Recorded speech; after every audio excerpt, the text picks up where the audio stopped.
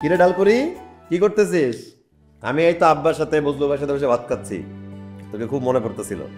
তুই খাওয়া দাওয়া করছিস? হ্যাঁ ভাইয়া হয়েছে। তো সেমিস্টার শেষ কবে? এই তো ভাইয়া আর এক সপ্তাহের মধ্যে। শোন, সেমিস্টার শেষ করে কিন্তু বাসায় চলে আসবি আমার কাছে, ঠিক আছে? আর পরীক্ষা চলা অবস্থায় যে কোনো হেল্প লাগলে ভাই আছে, জানাবি। ঠিক আছে ভাইয়া। ভালো থাকিস। আল্লাহ হাফেজ ভাইয়া। ঠিক আছে, লেখাপড়া করিস মন দিয়ে। রাখলাম। আল্লাহ হাফেজ। আসসালামু আলাইকুম। ওয়ালাইকুম আসসালাম। এই সবিল, হুম। তুমি একটা নাম নষ্ট করিস কেন?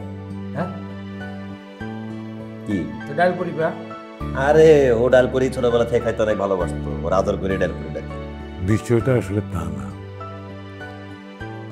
সে তো ডাইলপুরে খাইতো, তো ভালোবাসতো কিনা আমি জানি না। আসলে আমি তো বর্গা চাষ করতাম, তেমন কোনো আয় রোজগার হইতো না, তাতে ঘরের খাওয়ানো আনতে পারতাম না। ওর মা মানুষের বাড়িতে কাম কইরা আটা ডাইল চাল এগুলো যে আনতো, তা দিয়া ডাইলপুরের মতো কিছু একটা বানাইয়া দিত।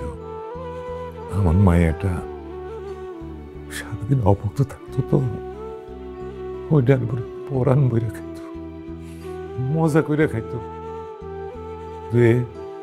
ওটা খাইতে পারতো না, না খেয়ে উঠে যেত।